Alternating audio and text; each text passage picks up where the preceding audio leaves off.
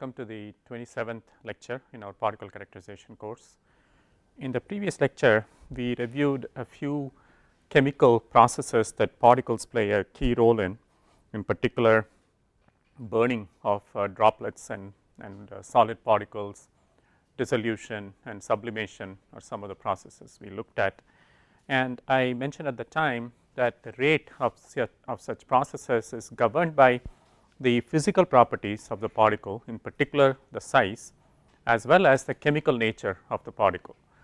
So, in this lecture we are going to begin discussing various methods for chemical and compositional characterization of particles. Now, you really cannot do chemical analysis of particles without simultaneously doing physical analysis also. For example, any analysis at a single particle level requires that you first capture it in some viewing volume and then use certain appropriate technologies to characterize its chemical makeup. But as you do that, you are also inspecting the image of the particle. So, the physical characterization goes hand in hand with chemical characterization.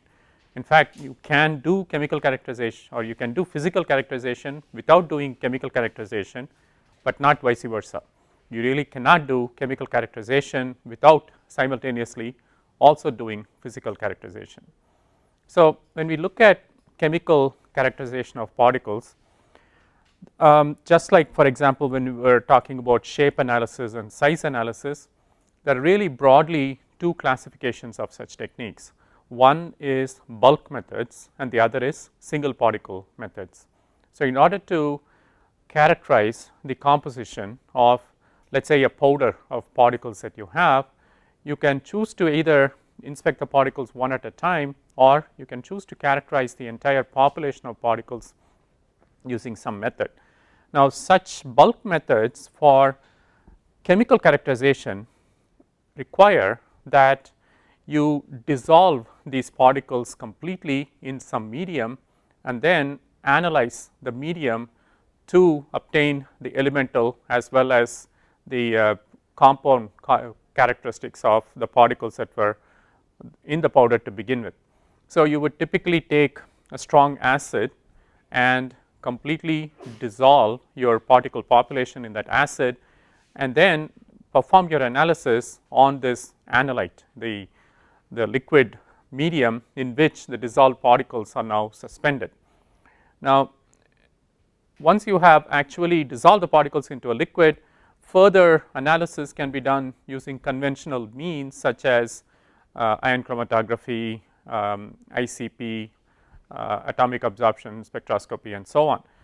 But the difficulty is in preparing the sample, because there are really two critical requirements. The medium, the solvent that you are using for dissolving the particles has to be very, very pure and it must be pre-characterized before you start analyzing the solvent with particles dissolved in it. And the second thing is all particles must be fully soluble in the solvent. Now, when you have a homogeneous chemical composition of the particle population, then that is possible. Even there it may be difficult if you have a large range of particle sizes, because as we saw yesterday, the dissolution characteristics are also size dependent. So, if you have a particle population with a very broad range of sizes, the finest particles may dissolve completely, but the larger particles may not. So, it may require a lot of time, a lot of energy to achieve complete dissolution of all particles in a solvent, even if they are all chemically similar. Now, if you have a particle population that is also diverse in terms of the chemical elements that are present, then it becomes increasingly difficult to identify a solvent which will dissolve all the constituents equally well. So, the bulk methods of analysis are kind of crude methods that can give you an idea about the overall composition of an assembly of particles, but it is clearly not what you would want to use if you require more precision in your data.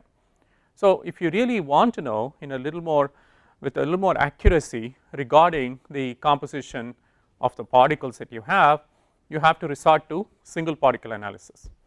Now, what are the difficulties in single particle analysis? Well, the first thing is, a bulk powder could contain millions of particles, right. So how many are you going to analyze? How do you set some guidelines for how many particles is sufficient number of particles? If you have a particle powder that consists of, let us say, 1,000,000 particles, is it enough if you analyze one particle and assume that it is a homogeneous distribution, or do your statistics improve significantly if you analyze 10 particles, 100 particles, 1000 particles? I mean, obviously the more particles you look at, the greater confidence you will have in your data. The confidence level in your analysis will keep increasing with more and more particles being sampled, but the problem is the time that you have to put into it, the cost of analysis, everything starts to ramp up. Actually nowadays there are what are known as auto devices. Essentially you can take your sample, mount it overnight, and the system itself will do the scanning for you, and by the time you come back in the morning you will have data on tens of thousands of particles. So these types of auto SEM, auto TEM type of attachments are now available, but they also come at a cost. So the biggest drawback to single particle analysis is the statistical unreliability of data if you are only sampling a few particles in your analysis. The more that you can sample, the better. The other problem with the single particle analysis is capturing it.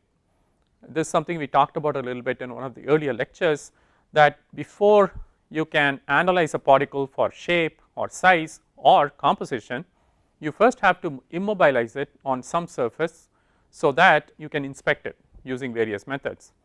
So in terms of sampling of liquids, the method that is most commonly used is filtration. So you take a filter and capture particles on it and then subject the filter medium to subsequent analysis. But you have to be very careful with the type of filter that you use. There are essentially three types of filters: depth filters, which are essentially fibrous filters who filter particles primarily by the fact that there is a depth of bed that the particles have to make their way through, and as they do, the fibrous surface area, contact area is sufficiently large that all particles will get captured in this filter. It is a wonderful method for very effective filtration, but the problem is if you are going to do subsequent analysis of the filter, this type of an irreversible process is actually not very good for you because you cannot see these particles anymore. They are hidden in the depths of the filter. So by definition, a depth filter is not good if you are collecting particles for subsequent analysis.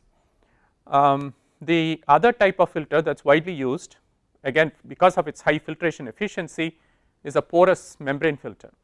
Here essentially you take a polymeric membrane and you have porosities in it, and the pores once again have sufficient tortuosity in them that particles will get captured with virtually 100% efficiency. So there is usually a pore size that determines the cutoff, and all particles that are smaller than that size will get captured within the pores. The larger particles will not make it through. So it is kind of an absolute filter in that sense. It will give a very clear separation by size, but again the difficulty is once the particles get into these membrane pores, you cannot bring them back out for doing analysis. So the third type of filter, which is the one that is widely used for microscopic analysis, is a flat membrane filter with discrete holes on it. Now here essentially there is only a single layer that the particles can adhere to, there is no depth. So any particle that is captured on the filter is sitting on the surface, so it is very easy to analyze it. And a good example of this is the nuclear pore filter, which is manufactured by a company called Millipore, who also make water treatment systems and so on, but they also have good filtration technologies which they use in their water purifiers. The nuclear pore filter is probably the one that is most widely used for capturing particles for characterization, whether for physical or for chemical characterization. Now the thing though is, when you use a polymeric membrane, if you are just doing optical microscopy, it is fine, but if you are doing scanning electron microscopy or tunneling electron microscopy, as we will discuss later, they involve extreme environments, high vacuum, bombardment with the electrons, and many of these polymers will just start burning when you expose them to that condition. So what you need to do is essentially coat these polymers with typically a conductive metal coating, usually gold, in order to protect the membrane itself from burning up. And so that adds complexity, and also if that coating material is close enough in its elemental characteristics to the material that you are analyzing, it can actually interfere with your measurements. So coating is a necessary evil, but especially if you have light elements, they frequently get occluded by the coating that is put on these membranes to prevent them from burning up. Alternatively, you can use metal filters. There are aluminum filters that are available which will not have this problem, they will not burn up if you put them in a scanning electron microscope. But there the drawback is typically these metal filters cannot be procured in as flat and smooth a condition as a polymer filter. So you kind of sacrifice resolution, because if you have a rough filter media, then fine particles can kind of hide in the roughness elements, and you may not be able to detect them with any kind of accuracy or precision. So filtration is the most widely resorted to method to prepare particulate samples for analysis. In terms of gases, you can either use filters or you can use impactors. Now, as we discussed in one of the earlier lectures, the way that impactors work is essentially by using the inertial characteristics of the particles to capture them. So essentially you have a series of chambers in which particles are accelerated with progressively greater velocities, and what happens is that you basically capture the largest particles in the first stage and then finer and finer particles downstream. Now that is used for, in the previous application we discussed it in the context of size analysis, right, but it can also be used for compositional and structural analysis. The advantage of this method is, as you accelerate these particles through these fine nozzles, they are collected on a very small area, typically right at the center. So you are actually concentrating your particle sample in a much smaller area compared to filtration. So that is a huge advantage of inertial impaction over filtration, because in a filter the particles will be captured everywhere on the filter surface.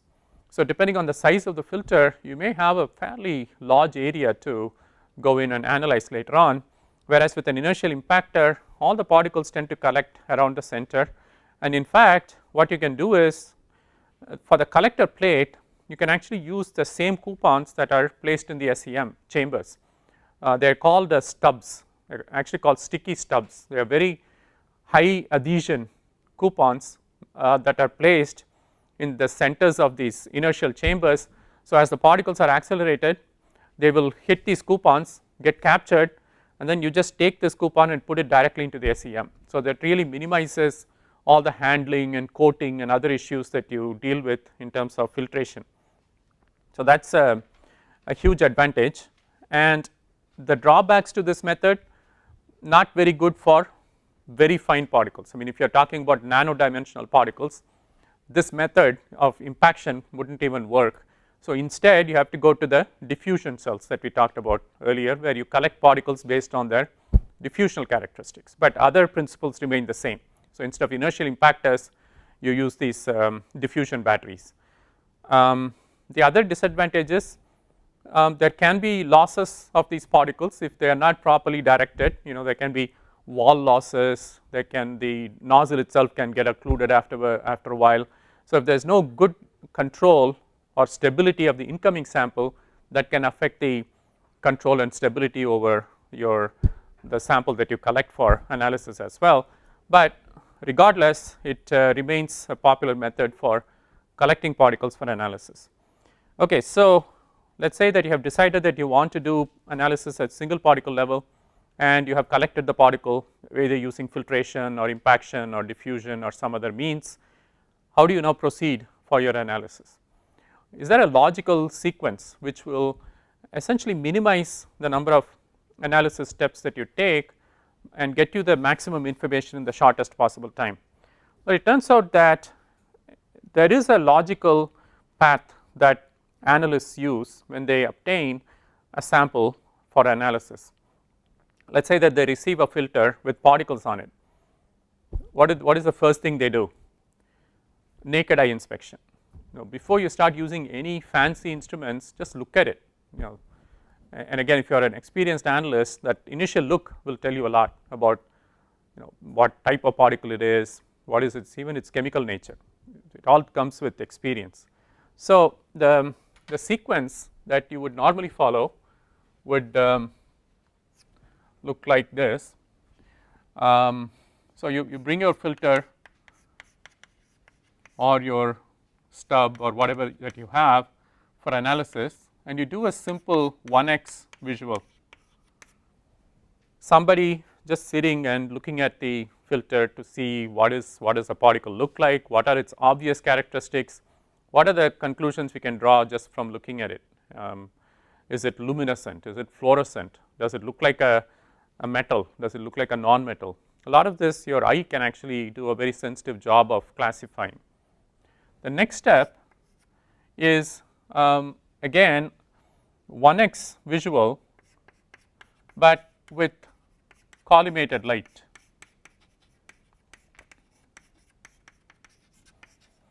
What we mean by that is a high intensity light beam that is shone on the sample, particularly at a grazing angle. When you do that, your sensitivity of detection increases several orders of magnitude.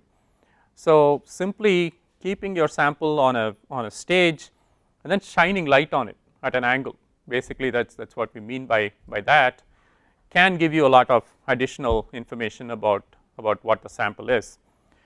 The next step is a inspection at magnification.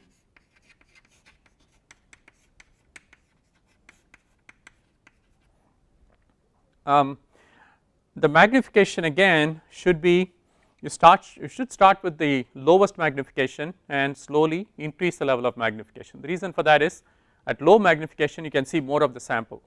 As you increase the magnification, yes, you can see things in finer detail, but your field of vision is also narrowing. So you typically start with something like a 5x to 10x magnification, which can be done with a simple magnifying lens, and then you step it up in magnification using an optical microscope. An optical microscope can have magnifications ranging from 5 to as much as 1000x, and of course later on if necessary you can go for SEM, TEM, etc. But at each stage you should stop and ask yourself, do I need to go to the next stage?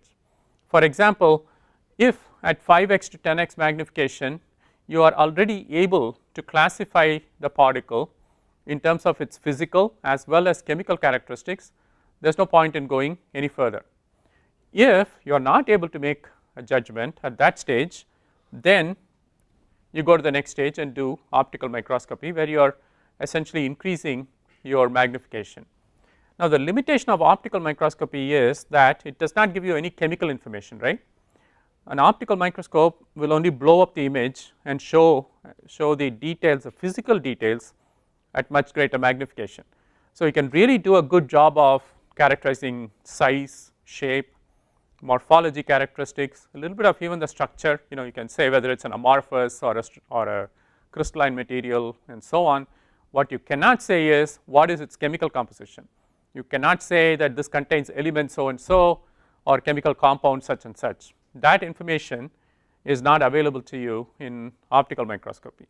In order to get that type of information, you have to go to something like a scanning electron microscope or a tunneling electron microscope.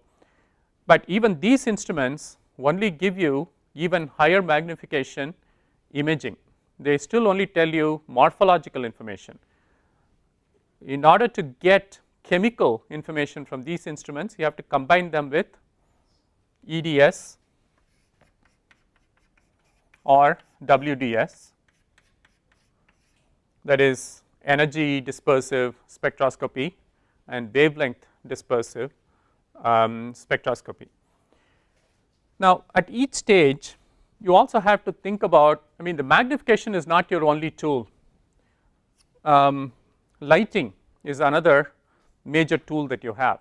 So, for example, when we talk about OM, we can do the optical microscopy in essentially two modes, as we saw earlier, that is the bright field microscopy and dark field microscopy.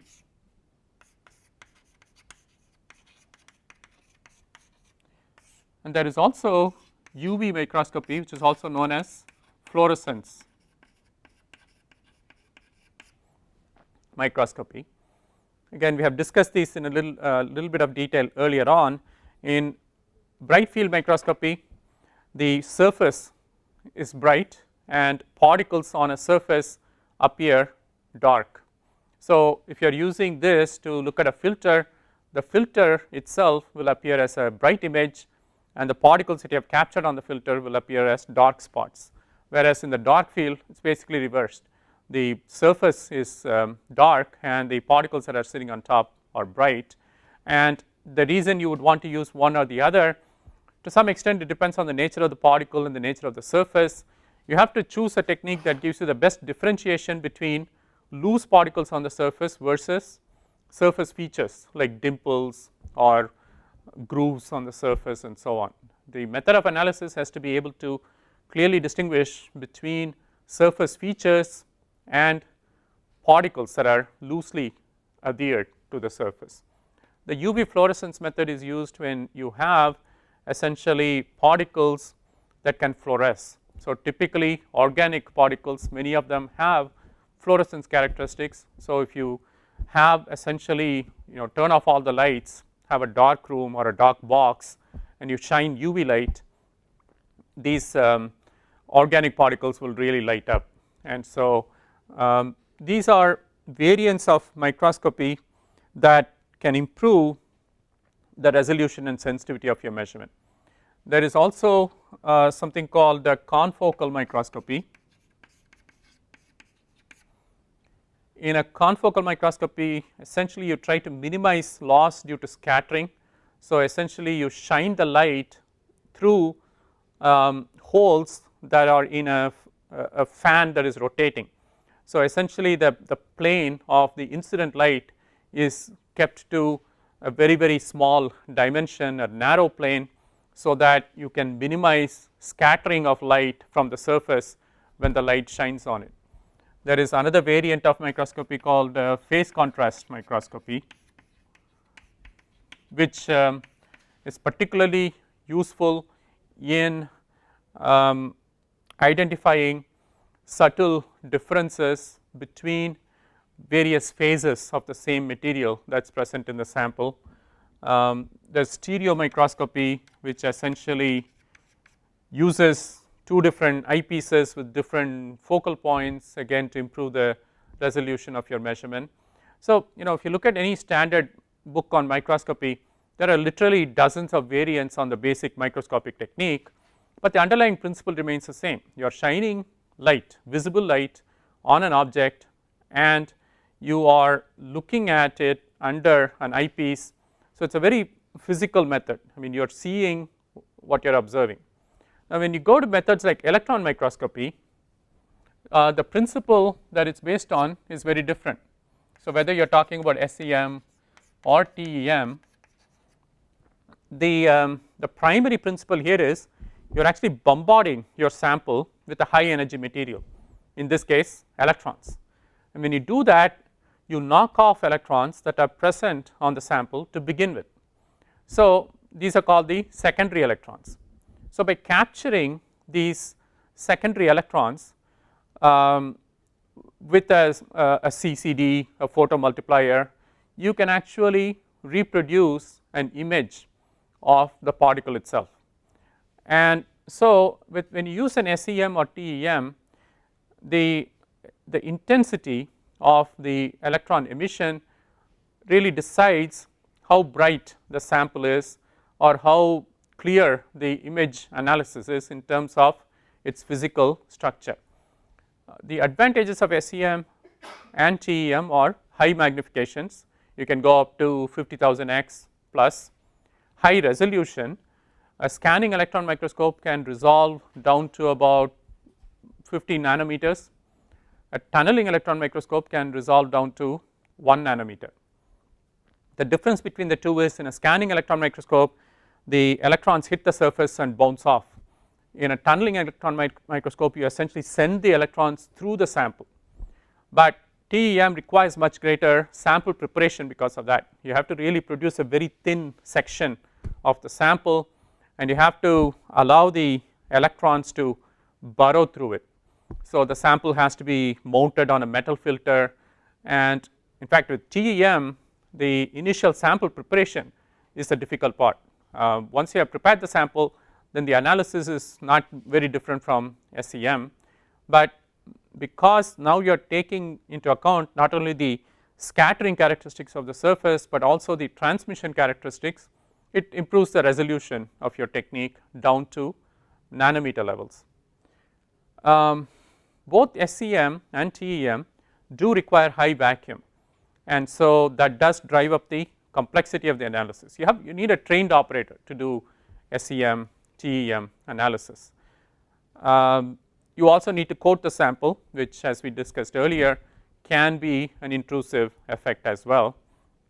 But SEM and TEM are really the workhorses of the high magnification microscopy industry. Any characterization that you do, particularly in the submicron to nano size range, you always start with SEM, TEM, right. Now there are a couple of other techniques that are widely used for surface characterization: atomic force microscope, and of course XRD, X-ray diffraction, which is used to characterize crystal structure.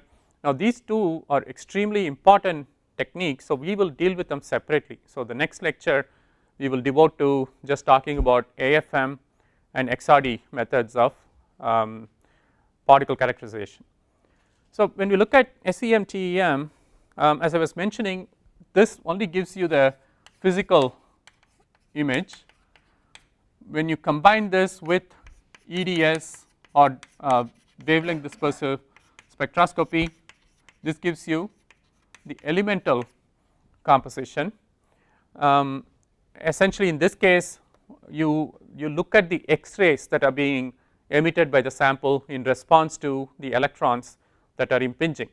The X-ray emissions are characteristic of the elements that are present, and that is how you get the additional information regarding the elemental composition, but it is still only elemental.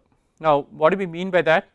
Suppose you have a sample on which you detect, let us say, chlorine, but you do not know if the chlorine was present on the sample in the form of HCl or Cl2 or I do not know, HOCl or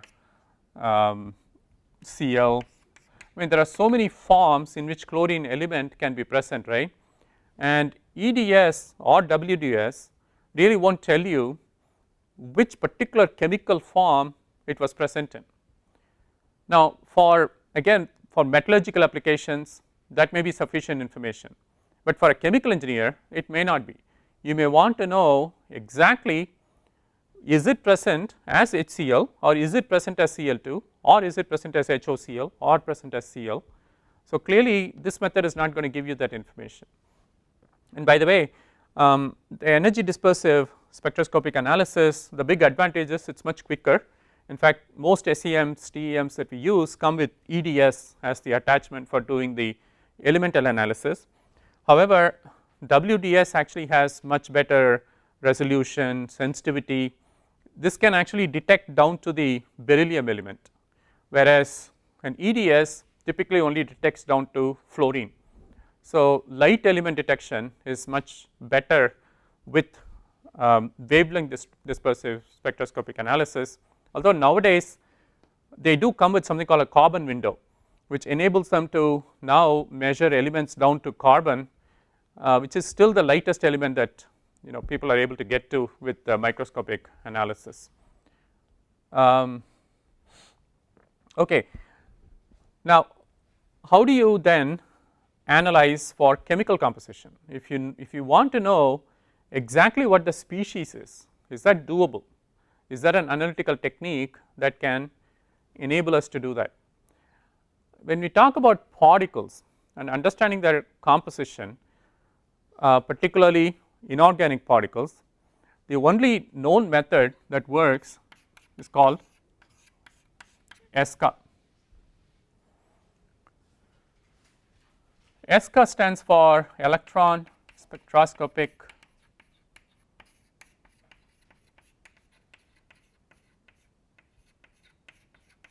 energy spectroscopic, not electron.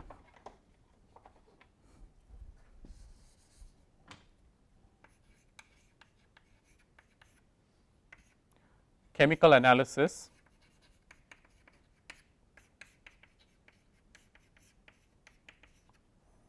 now in this method what you are doing is instead of irradiating the sample with electrons you actually irradiate with X-rays, and again the nature of interaction between the incident beam and the sample, when you use an X-ray the interaction becomes highly dependent on the molecular structure of the material, not just the chemical elements that are present, but actually how these elements are put together or linked together to make a chemical compound. So when we look at the impingement using X-ray and then you analyze the emitted signal using spectroscopic methods, that is known as ESCA, and this is the only method that is capable of providing speciation, that is resolution of what chemical species the various elements are present in.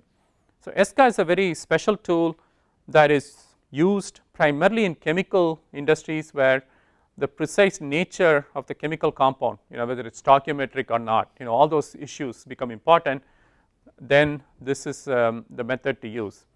Now going back to SEM and TEM though, as I said, they are the workhorses. Now SEM can be used in various modes. There is something called OJ spectroscopy. Have you heard of that technique?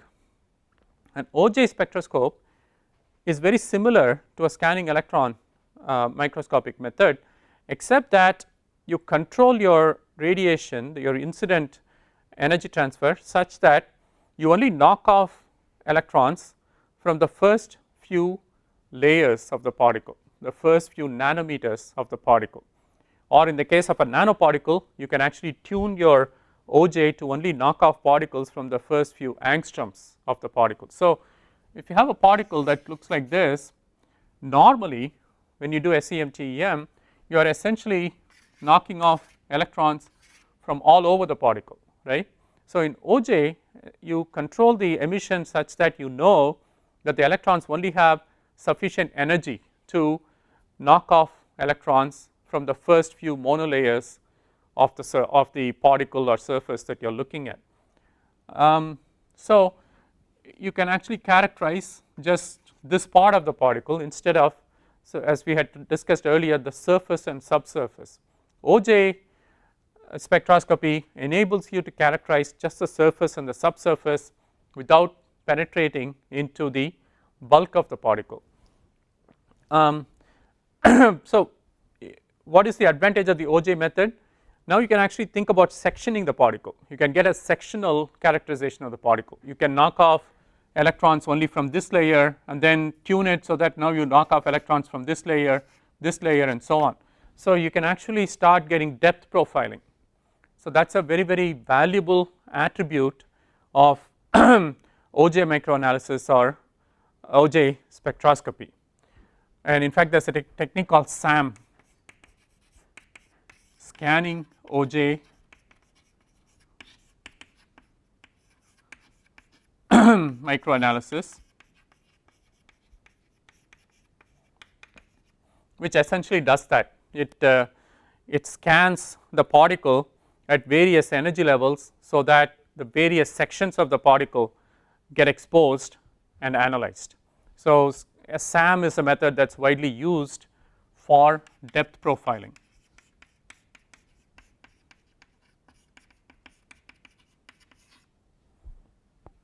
So in OJ spectroscopy, all you are doing is knocking off electrons from the surface and you immediately visualize them, capture them and develop an image of the surface. Or you can combine this with EDS and WDS to obtain chemical elemental information layer by layer. But actually there are some other interesting things that you can do with this technique. There is a method known as SIMS, which stands for secondary ion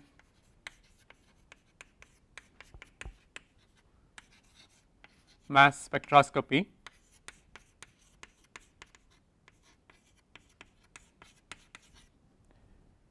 In secondary ion mass spectroscopy, you use something very similar to OJ. You essentially control the depth of interaction between the incident electrons and the scattered electrons and ions. But now what you do is you actually take the scattered ions and you accelerate them to a mass spectroscopy column, just like a gas chromatography mass spec, which is commonly used for organic material analysis.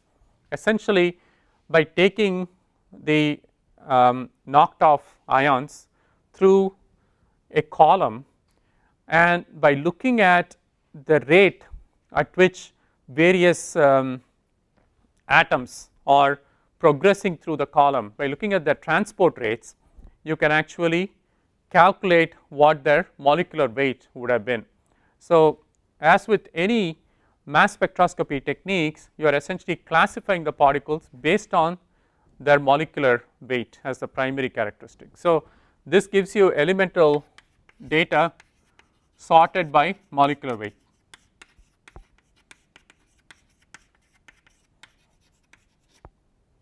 A variant of this is a method called TOF-SIMS,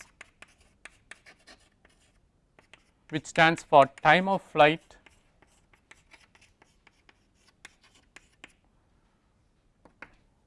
secondary ion mass spectroscopy. The difference between TOF-SIMS and SIMS is that even before the knocked off ions enter the spectroscopic column, you look at the time that it takes for these ions to reach the column, and then you also look at the rate at which they are transported through the spectroscopic column.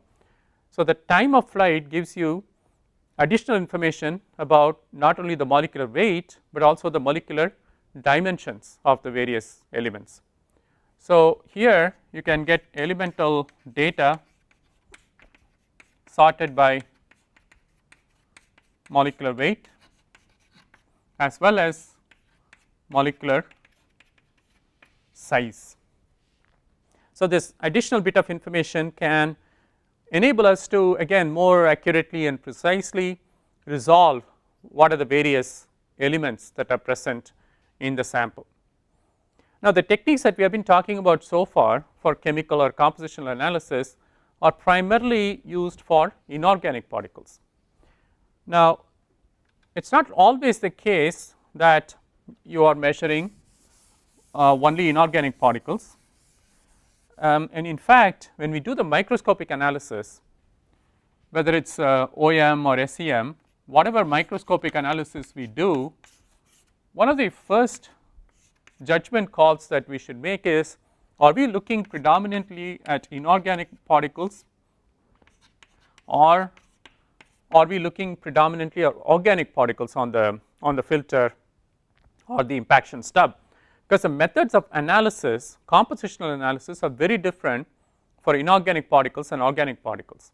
So all the methods that we have talked about so far, starting with EDS, WDS and so on, ESCA, SIMS, all of these are really primarily for inorganic particles and inorganic elements. The reason is, for example, EDS, WDS, I said that the lightest element they can detect is fluorine, but you know that when you talk about organics, they are predominantly hydrocarbons, right. So hydrogen would not even be detected in this method. So if you have a CH4 or a C2H6, you have to know, right, these methods will not even detect them. They may detect the carbon, but they are not even going to detect the hydrogen. So, we'll just tell you there is carbon element present, you won't tell you any additional information beyond that. So, in order to do organic characterization, you have to use a different set of techniques. Are you aware of techniques that are principally used for organic materials? FTIR is probably the most widely used method for characterizing organic materials, and there is also micro Raman, which actually can be used either for organic or inorganic particles, but it is predominantly used for organic particles. So, what is the difference between the two? In Fourier transform infrared spectroscopy, you basically radiate the sample with infrared radiation, and what you try to observe is the absorption spectrum by the molecule that is present. So, depending on the molecular structure, the species that is present will absorb the IR light at a particular frequency. So, by looking at the spectrum of frequencies that are being absorbed on the sample, you can essentially generate an interferogram, and then by using Fourier transform you can convert it into a absorption spectrum. So, the absorption spectrum will give you information on how the IR light is being absorbed by the sample that you are trying to analyze. So, you will get some pattern which will have some characteristic peaks of absorption as a function of frequency. Now, what you do is you compare this to a library of reference spectra, and based on the match between the observed spectrum and your reference spectra, you draw conclusions regarding what is this composition most likely to be. Is it closest to CH4, or is it closest to C2H6 or C6H6 or whatever. I mean, there are again literally a continuum of organic compounds that are available. So, this organic compositional library itself is pretty massive, but again this is fully automated now. The system can quickly do the matching and tell you that the spectrum that you are collecting for your sample is most likely to match with this sample or with this material. So, you can quickly home in on the particular organic compound that you are looking at. The limitation of the FTIR methodology is that it only works for fairly large samples. The particle has to be at least about 10 microns for you to be able to use FTIR for doing compositional analysis. If you have finer samples, then you use micro Raman. Now, the micro Raman spectroscopic method essentially consists of using not IR light, but a monochromatic visible light to irradiate the sample, and you look for frequency shifts in the light. So, you essentially look at the light that is incident and the light that is scattered from the sample. The frequency shift is indicative of the molecular structure of the compound, as well as it can provide you a lot more details compared to FTIR. It can tell you about the number of bonds that are present, the types of bonds that are present.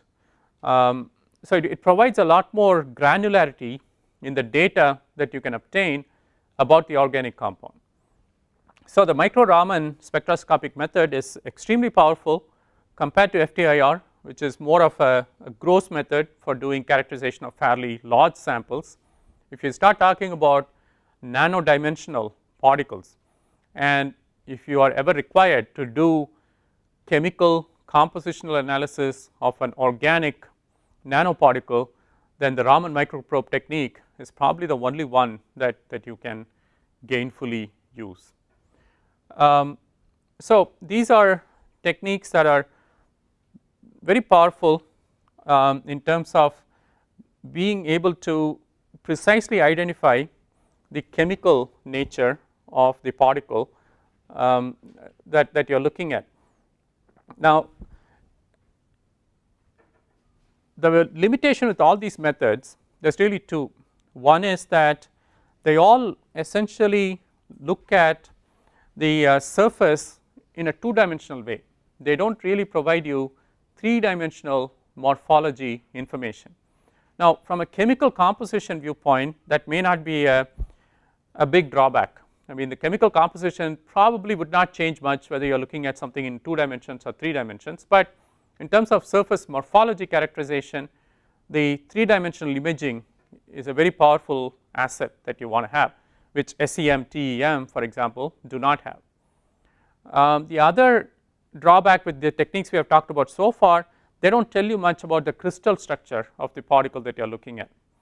And so in some applications, particularly for example in semiconductor manufacturing, where you need certain crystallinity to make certain functionality happen, there is a necessity to characterize the crystallinity of the material very well. So these are two requirements that are that have recently emerged as very critical requirements: the ability to do 3-dimensional mapping at nanoscale and the ability to do crystallinity characterization again at nanoscale. So there are two techniques that have emerged over the years that really home in on these needs. The first is atomic force microscopy and the second is X-ray diffractional analysis. So as I mentioned earlier, these are very powerful techniques that are widely used by material scientists and engineers to do a more sensitive characterization of surfaces as well as particles. And so in the next lecture we will spend some time talking in a little more detail about these two methods in particular. Okay, so we will stop at this point. Any questions? Okay, I will see you at the next lecture then.